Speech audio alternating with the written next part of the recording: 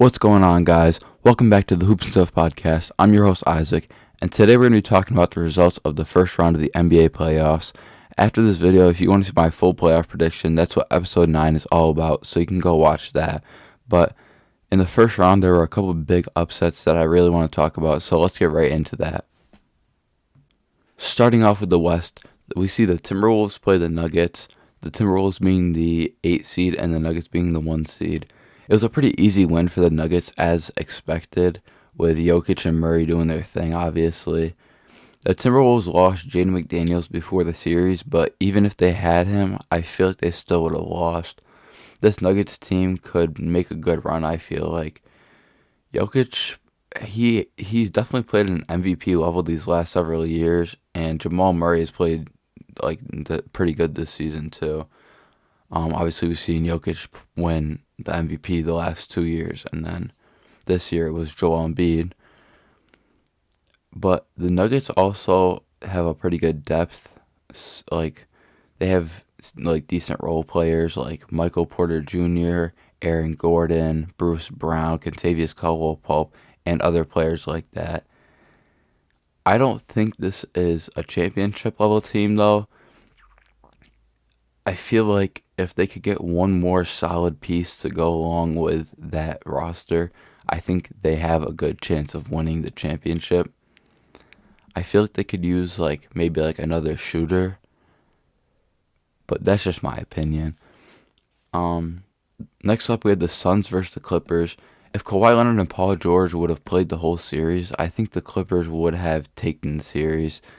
Russell Westbrook did all he could to come through for the team, but he couldn't do it all by himself. He put up a great battle, though.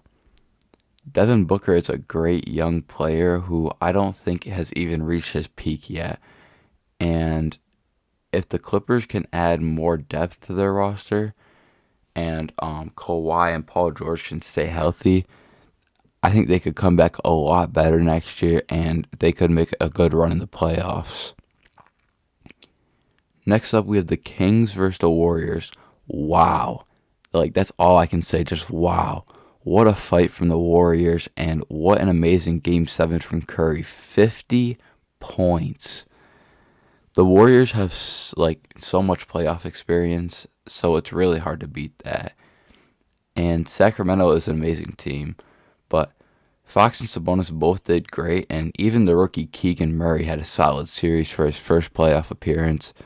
Kevon Looney did amazing, getting tons of rebounds. He had 21 in Game 7, and Curry was dropping his threes. It was nuts.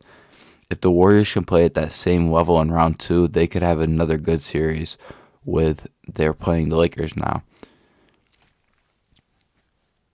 Next up, we have the Lakers and the Grizzlies. The Grizzlies are not a playoff team at all and haven't been for the last couple of years. They haven't made it far in the last couple of years because their team is so young and they have no playoff experience. Ja Morant, Desmond Bane, Jaren Jackson Jr., Zaire Williams, Dylan Brooks, they're all within none of them are over 30. Most of the team is all younger players, rookies, David Roddy, a whole bunch of players like that. And obviously the Lakers have a lot of playoff experience. Players like LeBron James, Anthony Davis, D'Angelo Russell, and even Dennis Schroeder has quite a bit of playoff experience. The one player that I really want to talk about is Dylan Brooks.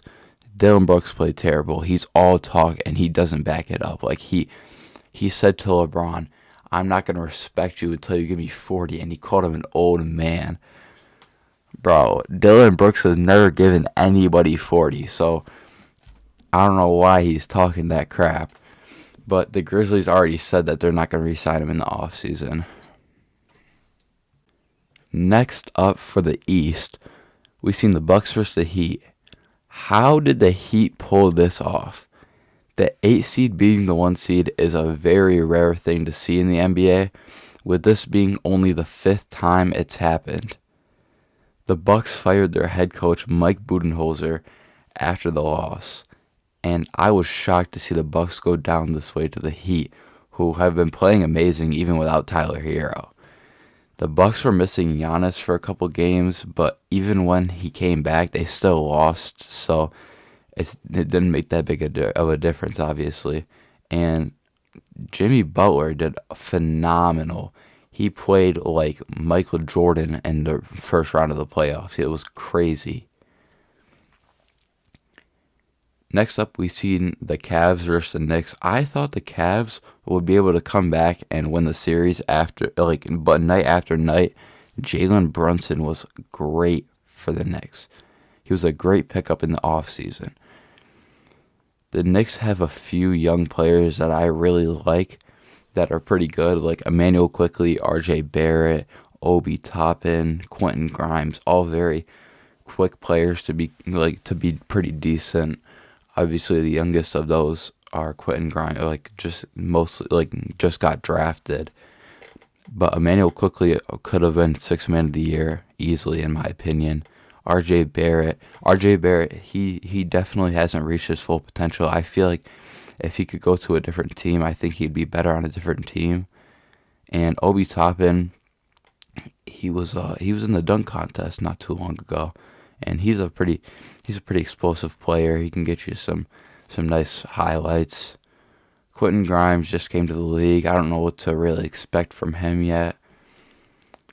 But the Knicks have more depth than the Cavs, I'd say, so this series did make quite a bit of sense, I guess. Next up, we have the 76ers versus the Nets. The 76ers are one of the best teams in the playoff, in my opinion, and are very underrated. I like the Nets a lot this year, but the 76ers are just so tough. Joel Embiid just won MVP, and Harden is still a solid player. They also have Tyrese Maxey, who's a great young guard and a great role player, in Tobias Harris. PJ Tucker is also not bad, I'd say. He can shoot some corner threes, but he is getting a little old. The Nets play a lot of tall ball.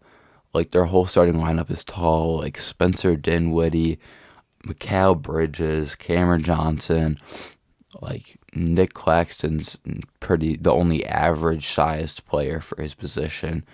They got Royce O'Neal. So they play a lot of tall ball. Our last matchup was the Celtics versus the Hawks. This was it was pretty obvious that the Celtics were going to win. This was a pretty obvious series. And I'm going to say right now, mark my words, Jason Tatum and Jaylen Brown will go down as one of the best duos in NBA history, even if they don't get a championship. I expected they're going to get a championship this year or next, but even if they don't win a championship, they're going to be one of the best duos of all time. I'm 100% positive on that. They are a phenomenal duo. The Celtics also have a lot of role players. So they have Marcus Smart, Malcolm Brogdon, Derek White, Robert Williams, Al Horford, all a ton of good players. I mean, they're definitely not superstars, but they are great players still. I think the Celtics will win the championship. At this point, the Celtics are definitely going to win the championship, in my opinion. In my brain, I'm saying the Celtics are definitely going to win the championship after they've been playing a phenomenal series against Philly in the second round, and they did great against the Hawks. Jason Tatum, Jaylen Brown, like I said, greatest duo in the NBA right now, I'd say. Besides maybe Steph Curry, Klay Thompson, you can't beat that duo, but Jason Tatum and Jaylen Brown are pretty close, I'd say. But as the finals get closer and the playoffs are coming to an end, I really think that the Celtics have a really good shot at winning this championship. That's going to be it for today's episode. Let me know down in the comments who you think will win the championship this year, and let me know what round one losses surprised you the most and what surprised you about it. If you like this video, hit the like button and subscribe, and I'll see you guys next Sunday here on the Hoops and Stuff podcast.